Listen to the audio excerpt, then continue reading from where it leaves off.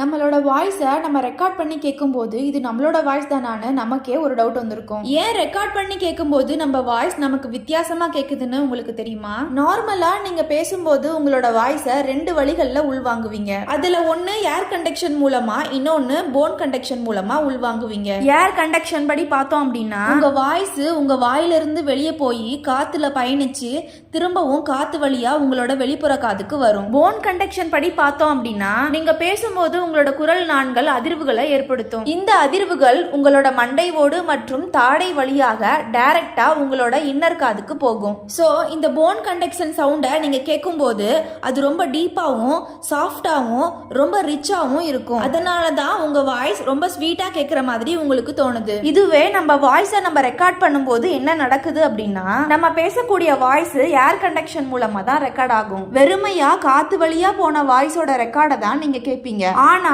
உங்க brain phone conduction மூலமா கேட்கக்கூடிய உங்களோட வாய்ஸுக்கு தான் பழகி போயிருக்கும். அதனாலதான் உங்க வாய்ஸை ரெக்கார்ட் பண்ணி கேட்கும்போது வித்தியாசமா இருக்கு. ஏர் கண்டக்ஷன் சவுண்ட்ல கேட்கிறப்போ உங்க வாய்ஸ் உங்களுக்கே ஒரு ஸ்ட்ரேஞ்சர் பேசுற மாதிரி ஃபீல் ஆகுது. ஆனா நம்மளோட உண்மையான வாய்ஸ் எதுன்னா ஏர் கண்டக்ஷன் மூலமா கேட்கக்கூடிய வாய்ஸ் தான் நம்மளோட உண்மையான வாய்ஸ். அதனாலதான் நம்மள சுத்தி இருக்கிறவங்களுக்கு நம்மளோட ரெக்கார்டிங் வாய்ஸ் வித்தியாசமா தெரியாது. நீங்களும் உங்க வாய்ஸை ரெக்கார்ட் பண்ணி கேட்கும்போது வித்தியாசமா ஃபீல் பண்ணியிருந்தீங்கன்னா இந்த வீடியோக்கு ஒரு லைக் போடுங்க. இந்த வீடியோ உங்களுக்கு பிடிச்சிருந்ததுன்னா நம்ம சேனலை சப்ஸ்கிரைப் பண்ணி சப்போர்ட் பண்ணுங்க. தேங்க்யூ.